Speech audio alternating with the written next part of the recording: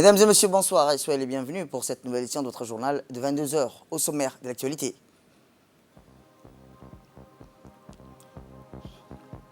À la une de l'actualité nationale, le ministre de l'économie visite la cimenterie de la région d'Ali-Sévier. Et dans l'actualité internationale, vaste coup de filet international contre le crime organisé, opération Cyberpolice. C'était les titres. Merci si vous nous rejoignez. Je vous le dis dans le titre, le ministre de l'économie continue sa visite après sa visite du Fonds de développement économique et les institutions sous sa tutelle. Une démarche en vue de redynamiser ces institutions. Direction Ali-Sévier, accompagné par son staff, mais aussi du préfet et du président du conseil régional. Le ministre de l'économie a effectué une visite à la cimenterie de la région d'Ali-Sévier. À son arrivée, le ministre des Finances a été accueilli à grand pompe par les hauts responsables et les employés. Cette visite a commencé par la plantation d'arbres, illustrant une vision non pas économique de la cimenterie, mais aussi au respect de l'environnement. Ainsi, toute la délégation a été invitée à planter un arbre. Dans sa visite, le ministre et la délégation ont passé en revue les différentes phases de ces gigantesques complexes industriels.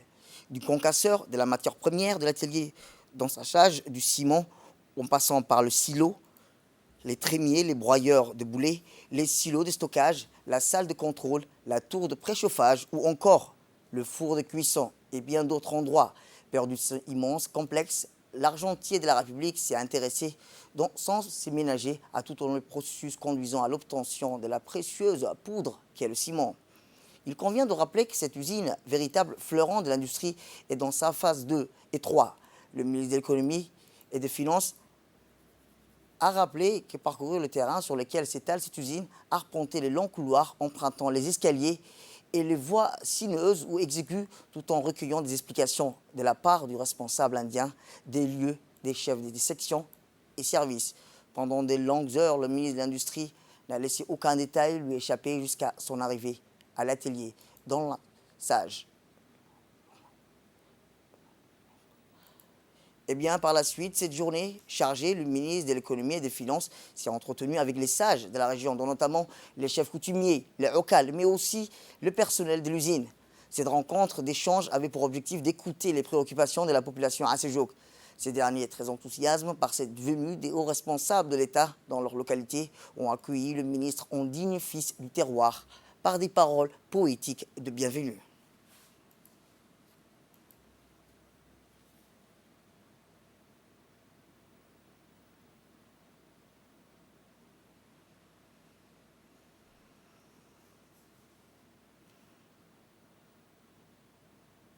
Eh bien, s'exprimant au micro de la presse, le ministre a déclaré être animé par un sentiment de joie et de fierté d'avoir visité ces joyaux. La fierté a-t-il de voir d'avoir cette grande unité industrielle dans notre pays qui n'a rien à envier aux grandes cimenteries du monde. Plus loin, le ministre a tenu à souligner que la cimenterie d'Ali-Sévier est la première industrie lourde du pays. Elle représente, a-t-il ajouté, à elle seule 200 emplois directs et plus de 250 emplois indirects. Le ministre de l'économie n'a pas manqué de rappeler que le progrès technique sont bel et bien visible et que la dernière phase du projet ambitieux d'une usine de cimenterie nationale, utilisant intégralement les matières premières nationales et l'expertise nationale, est satisfaisante. La demande nationale est presque achevée. Il a noté que le ciment sera sur le marché dans environ 2 mois, à moins d'événements involontaires, a-t-il rappelé. Il a enfin rappelé l'importance et l'implication de tous les acteurs à la concrétisation de ce projet socio-économique vital. Retour à Djibouti où le ministre de l'Intérieur, M. Syed Nour, a dans le cadre de sa rencontre de premier contact effectué une visite à l'Office national d'assistance aux réfugiés et aux sinistrés, connu dans son acronyme le NARS. À son arrivée, le ministre a été accueilli par le secrétaire exécutif et a effectué une visite des lieux, la mission de cette institution, mais aussi des perspectives. Ensuite, direction PK13, où le ministre de l'Intérieur, toujours accompagné du secrétaire exécutif, a visité les guides du siège et plusieurs bâtiments ainsi que des hangars aussi vastes que les vivres et les non-vivres qui sont indispensables tout au moment pour soulager les populations réfugiées et sinistrées dans notre pays. Fondé En janvier 1979, l'Office national d'assistance aux réfugiés et aux sinistrés compte plus de 40 années de bons et loyaux services à mettre en œuvre la politique migratoire, surtout l'accueil et la prise en charge des réfugiés et des sinistrés. Et depuis sa création, l'ONARS a toujours vu ses rôles et missions prendre de l'ampleur à mesure que notre pays offrait le gîte et le couvert aux populations réfugiées et le sinistrés qui affluent sur notre sol.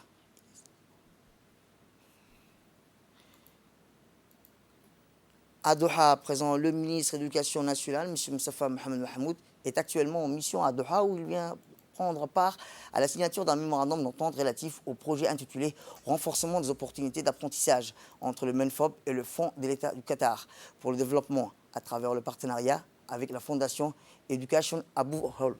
Au cours de son intervention, le ministre a fait part de sa détermination et de son département à mettre en œuvre tous les moyens nécessaires afin que chaque enfant vivant sur le territoire national bénéficie d'une éducation inclusive de qualité.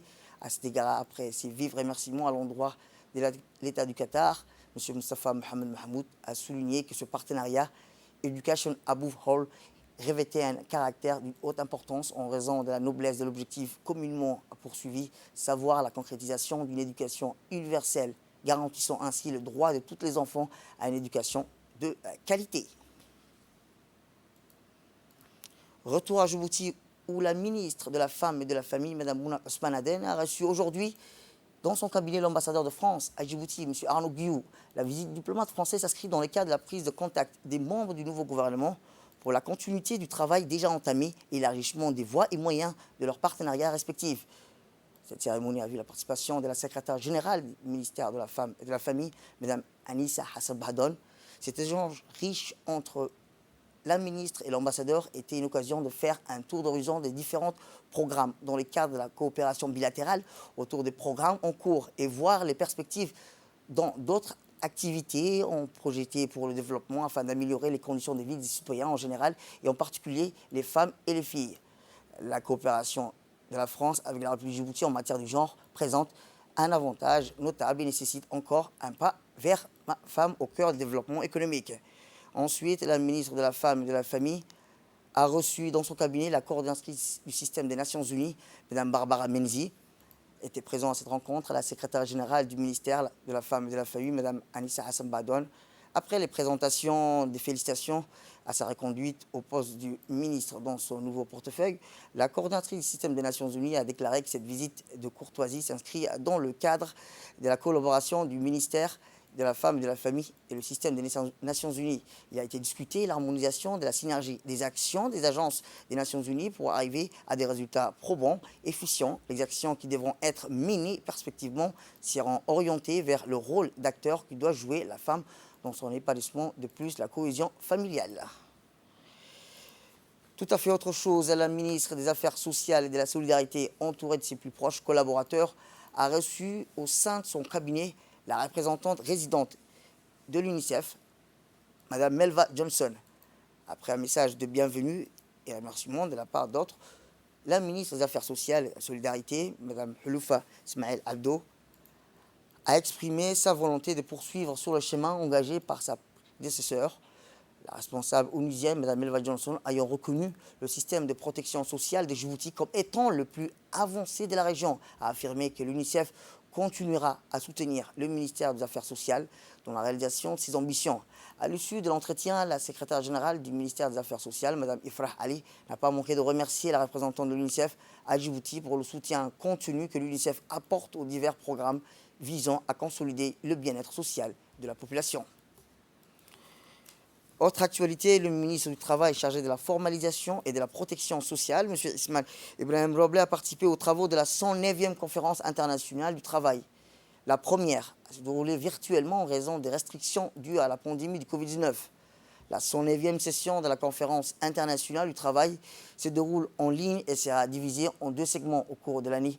La première en juin 2021 et la seconde en novembre et décembre 2021. Les travaux en plénière ont commencé le 7 juin par l'intervention du directeur général de l'OIT sur le travail du temps Covid qui sera adopté par la session plénière conférence du 18 juin 2021. Eh bien, à cet effet, le ministre du Travail chargé de la formalisation et de la protection sociale qui a pris part aux travaux de la séance plénière qui a prononcé aujourd'hui une allocution à travers laquelle il a mis en exergue le plan d'action de riposte et de résilience conçu avec les partenaires sociaux. Écoutons-le. Nous retrouvons cette année encore dans un contexte de crise sanitaire de Covid-19 et la 109e session de la Conférence internationale du travail se déroule de facto sous format virtuel.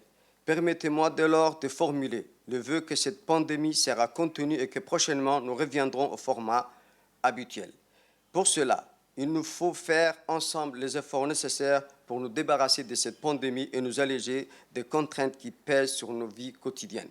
Mesdames et messieurs, je souhaite la bienvenue à tous les mandants présents à cette conférence.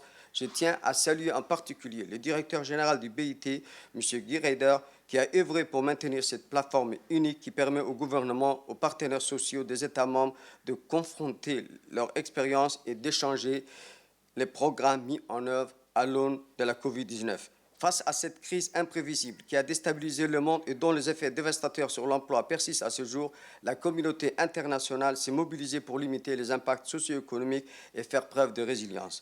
En témoignent les avancées réalisées dans le domaine sanitaire. Au prix des gros efforts, des vaccins sûrs ont été développés en un temps record. Mesdames et messieurs, les autorités djiboutiennes ont promptement réagi à la crise et réussi à maintenir la confiance. Le dialogue social et la concertation avec les partenaires sociaux a permis de concevoir un plan d'action de riposte et de résilience qui se décline en un train de mesures urgentes adoptées pour soutenir les secteurs impactés. Autre actualité, la ministre de la Jeunesse et de la Culture s'est déplacée aujourd'hui et hier sur le site de 3 centres de la capitale, à savoir le Centre de développement communautaire de Hajidé, le Centre de développement communautaire de Carte 3 et le Centre de développement communautaire de Carte 5. Accompagnée par la directrice de la jeunesse, Mme Kaltoum Ig Hussein, la directrice des CDC, Mme Ruqia Hassan, ainsi que le conseil technique, Mme Asli Mohamed Hussein. La ministre de la Jeunesse, Dr Hibo Moumin Assoué, a commencé cette visite de prise de contact au centre de développement communautaire de Hajidé. Après un accueil chaleureux de bienvenue, la chef de centre MEDA a invité la ministre à une visite guidée de différentes installations. Cette visite de prise de contact a été marquée également par une présentation de jeux de judo qu'affectionnent particulièrement les jeunes issus des quartiers de ces centres. Ensuite est projetée une présentation des programmes et organisations pour répondre favorablement à l'épanouissement et à l'éducation et au divertissement des jeunes à moins jeunes. La visite s'est terminée par un échange entre la ministre et les représentants pour discuter des voies et moyens de diversifier les programmes. La ministre de la Jeunesse et de la Culture, Dr Hibo Moumin Assoué, s'est déplacée également au Centre de développement communautaire de Carte 3 où un accueil chaleureux lui a été réservé. Une foule composée d'animateurs, des membres du conseil des quartiers, des élus, des bénévoles ont pris part à la cérémonie d'accueil. En profitant de cette occasion, le chef de centre a présenté les différentes activités culturelles et éducatives réalisées au cours de l'année 2021. Durant cette visite, la ministre a pu échanger avec les membres du conseil des quartiers et les responsables des CDC sur les réussites et les améliorations apportées. La ministre de la Jeunesse et de la Culture s'est réjouie des efforts consentis du Centre de développement communautaire qui se distingue plusieurs fois des autres CDC de la capitale.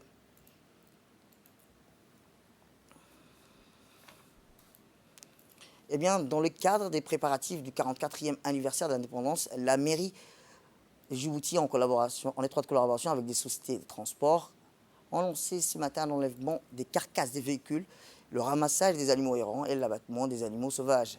Parmi les enlèvements des carcasses des véhicules, ils ont eu lieu sur la route Tarta, à l'ancienne cité de Programme, et sur l'axe passant devant la maternité d'Al Hanan. Bien avant de procéder à ces enlèvements, la mairie de Djibouti, à travers les médias, avait averti les propriétaires de ces véhicules de les enlever rapidement. Cette opération était dirigée par le directeur technique de la mairie chargé. Ce matin, pour se préparer à l'arrivée du 44e anniversaire, nous avons commencé par les enlèvements des épaves. Les épaves, ce sont ces véhicules abandonnés sur les artères principales de la ville. Ce sont des vieilles voitures, ce sont des voitures qui sont en panne et qui ne sont pas réparables. Et les propriétaires les ont abandonnés sur les artères principales. Nous ramassons ces voitures. Parallèlement, d'autres opérations sont en cours. Le ramassage des animaux errants va commencer ce soir aussi. Les animaux sauvages va commencer. Le badigeonnage et le toilettage des artères principales est en cours de préparation également. Santé à présent, où dans le cadre de la lutte contre le paludisme, une équipe des techniciens de l'Institut national de santé publique des Djibouti mène des activités de routine d'ensemencement des poissons larvivores de type Gambusia au niveau de la grande retenue d'eau du barrage d'amitié djibouto-turc à PK23. Ces activités de routine ont pour objectif d'implanter des poissons larvivores capables d'éliminer les larves des moustiques et éviter toute éventuelle multiplication des moustiques qui sont vecteurs des maladies infectieuses. L'ensemencement des poissons larvivores en milieu aqueux relève d'une stratégie proactive et efficace d'élimination pour anéantir les proliférations des larves et prévenir la multiplication des moustiques. L'Institut national de santé publique a intensifié, sous l'impulsion de son nouveau ministre, Dr Ahmed Rabi Abdillah, les activités de lutte antivectorielle et pour lutter contre le paludisme et aussi pour lutter contre aussi les mouches qui nuisent la population djiboutienne. Tous les soirs, à partir de Maghreb, nous faisons des activités de pulvérisation spatiale pour lutter contre les moustiques. Et les matins, les équipes de l'Institut font la destruction de tous les gîtes larvaires recensés à Djibouti-Ville et à Belbala. Et aussi, au niveau du marché, la lutte contre eux et la pulvérisation des mouches. Aujourd'hui, nous sommes passés à une autre phase. L'équipe de l'INSPD, en collaboration avec le ministère de l'Agriculture, plus particulièrement la direction des grands travaux, ont ce matin fait une activité d'ensemencement des poissons larvivores appelés Gambusia au niveau du barrage de l'Amitié situé à côté de Ouéa. Eh bien, le 44e anniversaire des forces armées djiboutiennes a été fêté au camp militaire de Tadjoura sous le commandement du colonel Ali Chehem. Rappelons que cette célébration avait aussi la participation des autorités civiles, dont le préfet Hassan Dabalé, ainsi que les chefs de la police et de la gendarmerie. L'anniversaire de nos forces armées cette année également été célébré d'une manière inédite, organisé avec un dispositif très restreint, respectant des mesures strictes de sécurité en raison de la pandémie du Covid-19 qui a envahi notre pays et le monde entier. Après le salut de drapeau, le colonel a lu d'un ton solennel un long discours du commandant de l'état-major général des armées. Mise en place à vos ordres, colonel-major.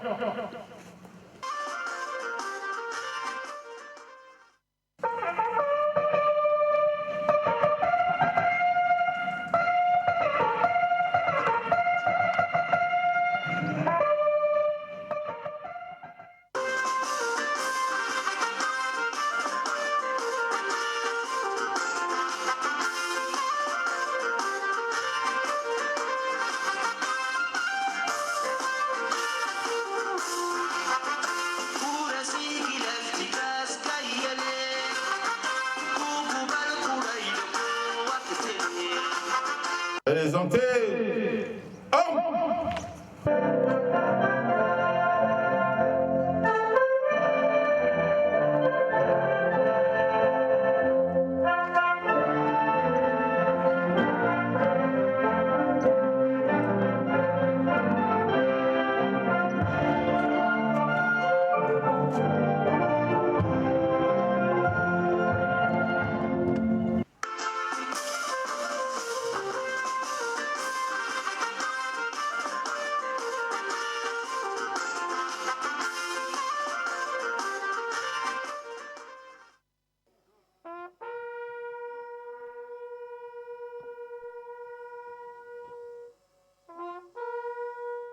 على الإسلام ومن توفيت فأجبه على الإيمان. صلى الله على سيدنا محمد وعلى آله وصحبه وسلم.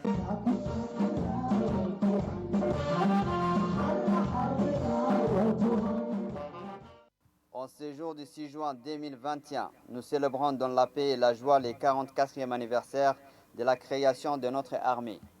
En raison de la Covid-19 qui perdure à ce jour, nous célébrons cette année aussi l'anniversaire de nos forces armées avec un dispositif réduit.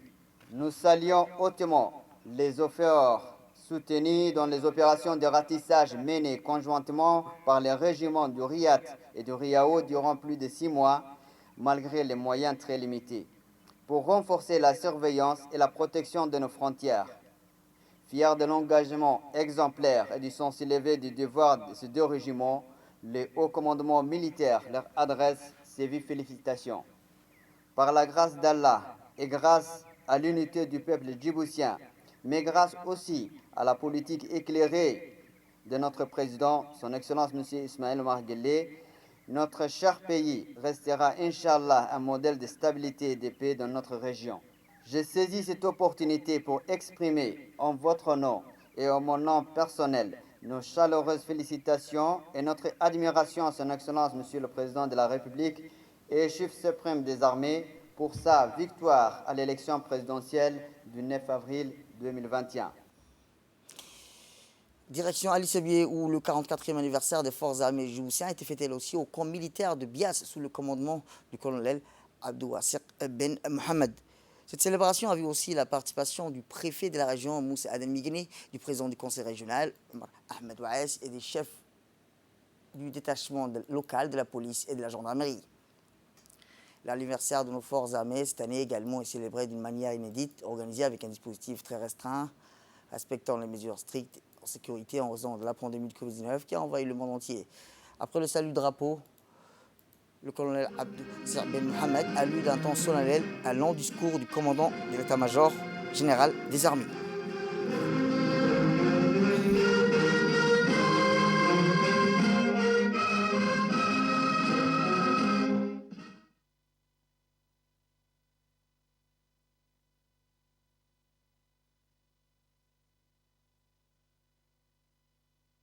Le chef d'état-major général des armées à l'occasion du 44e anniversaire de la création de l'armée djiboutienne. Officiers, sous-officiers militaires du rang, marins, aviateurs et personnel civil des armées. En ce jour de 6 juin 2021, nous célébrons dans la paix et la joie le 44e anniversaire de la création de notre armée. Par la grâce d'Allah, et grâce à l'unité du peuple djiboutien, mais grâce aussi à la politique éclairée de notre président, son Excellence, M. Ismaël Omar Guelleh, notre cher pays restera, Inch'Allah, un modèle de stabilité et de paix dans notre région. Je vous souhaite à tous et toutes une bonne fête. Inquiétino, Mednimo, Al-Wahda et l'unité. Vive le peuple djiboutien. Vive la République de Djibouti. Signé le général du corps d'armée, général Zakaria Cheikh Ibrahim.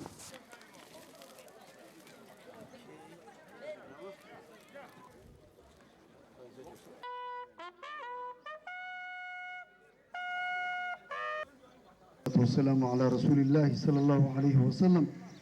اللهم اغفر لنا ذنوبنا وكفر عنا سيئاتنا وتوفنا مع الأبرار. اللهم ارحم شهداءنا يا رب العالمين. اللهم إنا نعوذ بك من البرص والجذام والجنون وسيء الأسقام واجعل بلدنا بلدا آمنا مطمئنا وسائر بلاد المسلمين آمين آمين وصلى الله وسلم على سيدنا محمد. Direction le Nord, où toujours dans le cadre de la célébration du 44e anniversaire des forces armées djiboutiennes installées à Douméra, dans la région de Bok, qui ont célébré l'événement à grand pompe. Les troupes issues des forces de défense et de sécurité installées au Bok ont pris part à cet anniversaire marquant en rappelant la création des forces armées djiboutiennes. L'événement a commencé avec une revue de troupes en présence des autorités locales et des représentants de la population du secteur de Douméra, frontalier avec l'Érythrée. La cérémonie dirigée par le chef de corps du régiment interarmé d'Obok, Riyad, le colonel Adel Doualé, avec la participation des officiers des éléments des forces de sécurité et de défense déployés face à l'Érythrée. Après la revue des troupes et l'heure au drapeau, une fatiha a été récitée en mémoire aux soldats tombés sur le champ de bataille.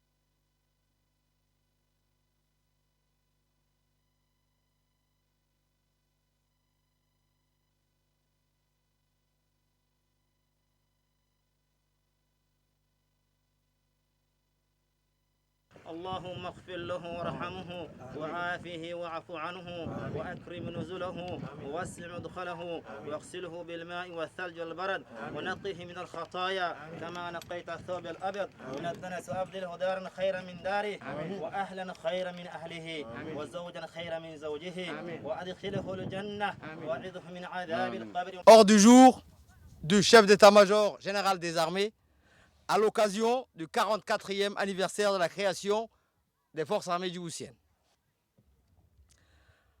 Je voudrais en cette occasion vous adresser mes vives félicitations et vous exprimer au nom de la nation tout entière notre reconnaissance pour les 44 années d'efforts et de sacrifices que vous avez consentis et le sens de l'abnégation dont vous faites preuve au service de la nation en dépit de toutes les difficultés. La commémoration annuelle du 6 juin est pour nous un moment privilégié pour rendre hommage à nos martyrs qui ont sacrifié leur vie pour la défense de la patrie. Nous exprimons à leurs familles et proches notre sympathie et notre entière compassion en leur assurant notre soutien. Nous prions Allah de leur accorder sa miséricorde et les accueillir dans son paradis éternel. Maintenant, je vous invite à observer une minute de silence pour lire la Fatiha en leur mémoire. Autre célébration, c'est le camp du bataillon d'intervention rapide d'Arda qui a abrité hier matin la cérémonie du 44e anniversaire des forces armées djiboutiennes.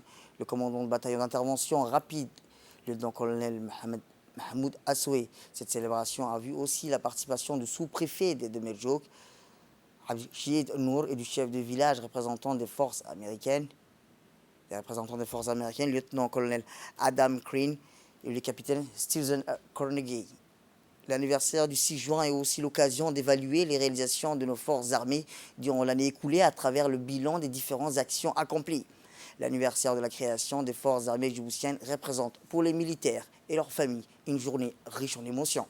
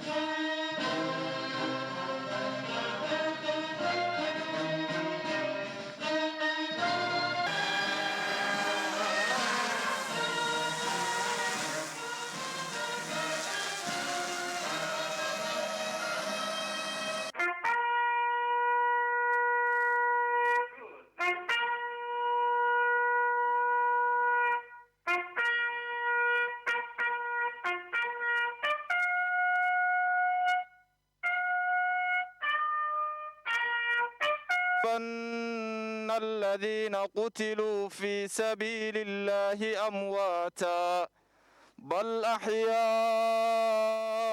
عند ربهم يرزقون أموات إنك قريب مجيب دعوات وصلى الله وسلم على سيدنا محمد فاتح.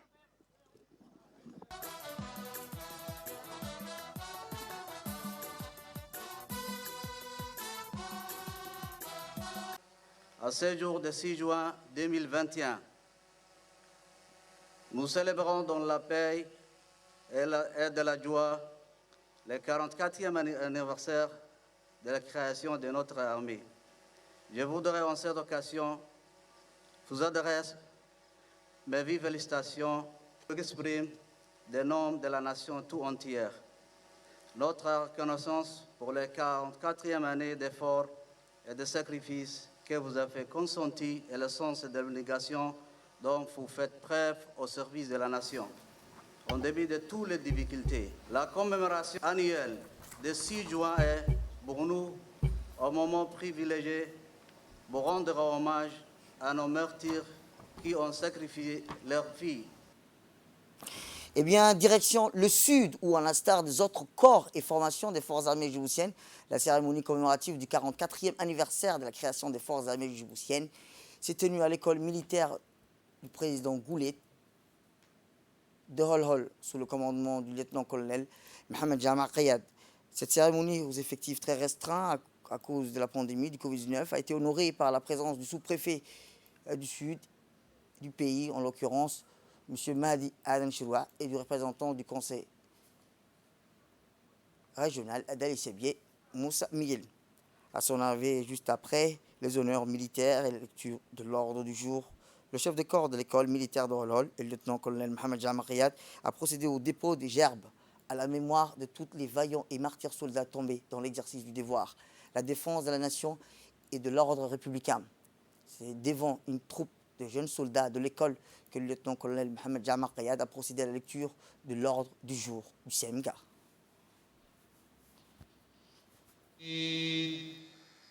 اللهم نور مرقدهم وعطر مشهدهم وطيب مضجعهم وعاملهم بما هم أهله اللهم أجزهم عن الإحسان إحسانا وعن الإساءة عفوا منازل الصديقين والشهداء والصالحين اللهم آمين آمين آمين الفاتحة.